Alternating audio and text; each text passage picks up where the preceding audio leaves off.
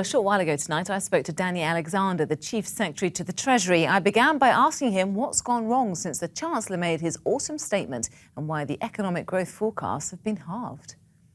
Well, things are tougher for our economy. The main factor is the reduction in exports and trade, particularly with the Eurozone, where we're seeing continued problems. That's having a knock-on effect to our economy. We're trying to help today by supporting businesses, by getting more money into people's pockets through bigger income tax cuts. But of course, the economic situation continues to be challenging. Well, maybe it's more simpler than that. Maybe your economic recovery plan isn't working.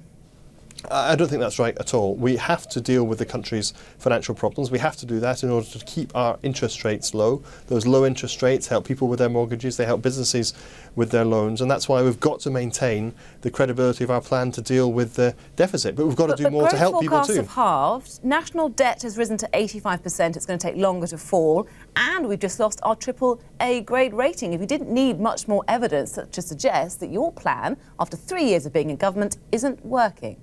And all of those things just go to show that it is a long, hard road for this country back to prosperity. We're trying to clear up a huge mess that was left in our economy by the previous Labour government. That is being made harder by some of these. Blaming it on them and outside forces. That has been made harder by some of these factors in the world economy. But action we're taking today to support the housing market and support house builders to build more houses in this country. Action to put more money into people's pockets, delivering the Lib Dem commitment to a £10,000 income tax-free allowance. Action on fuel duty and in other areas too. Those are all about getting more money into people's pockets to help deal with the real financial pressures that are on families all over this country. George Osborne has stood up in the House of Commons, his predictions have been wrong. Now, he said today, we will avoid a triple-dip recession. Why on earth should we believe him? Well, these are predictions from the Independent Office for Budget Responsibility. We set up an independent body to give these forecasts precisely because we didn't want politicians to have the ability to fiddle the forecasts, as was suspected in the past. We're responding to that through measures to help house builders, measures to help the aerospace industry, which is so important to this country's economy. Would you bet your house on it? Look, I think that we have to rely on the independent forecasts that we have. But look, this country has very deep-rooted financial problems. They started in the last Parliament. We've got our deficit down by a third. 1.25 million jobs have been created by the private sector in the British economy over the last 3 years. There are more people in work in the United Kingdom than ever have been before. So of course it's hard, but I think we're on the right road, and we're going to keep taking the tough decisions. We're going to keep taking the tough decisions that are necessary to support growth, to support households, and to deal with this country's long-term financial problems. Why are you bothering offering a penny off a pint of beer? That's just mere headline grabbing, isn't it?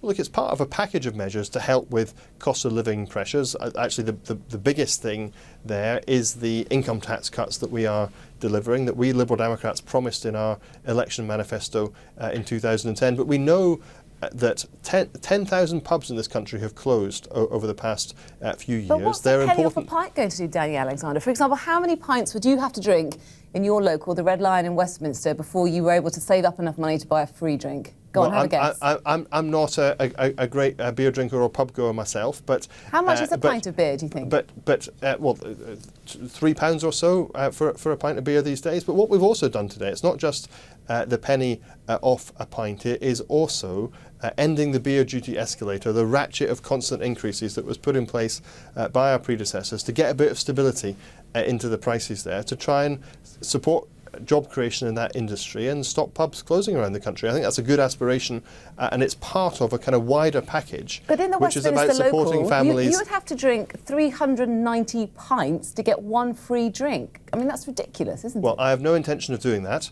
You'll be pleased to hear. But of course, it's not just the penny off, it's the larger increase that would have happened this year if we hadn't ended the escalator and frozen duty instead. And look, I think that there are millions of people in this country who value their local pub, who are worried about seeing pubs close all around the country, and will welcome this. It's not just a penny, it's the rises that were planned, like on fuel duty too. You know, the previous Labour government baked in big rises in the cost of fuel every year. We've frozen fuel duty for the last 3 years. That's something that in the Highlands of Scotland, where I come from, and all over the country, will make a big, big difference to people who are struggling with the cost of filling up their car each week. I think this is good support for people and for families who are struggling to make ends meet under the financial pressures that we're all under right now. George Osborne started tweeting today. Are you following him?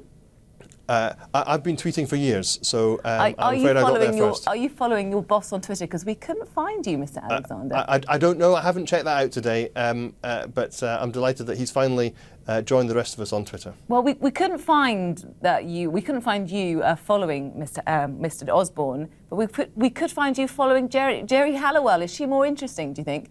Well, you know, as a fellow ginger, I obviously keep a close eye on what she's tweeting about, and I think she keeps an eye on what I'm tweeting about too. But surely you should be following your boss on Twitter, no? He started tweeting today. It's been budget day. We've had a lot to do, so I haven't quite caught up with following someone on Twitter. I'm sure that has not been my first priority today, but I'm sure over the next wee while I'll have a chance to do that. Danny Alexander, thank you very much.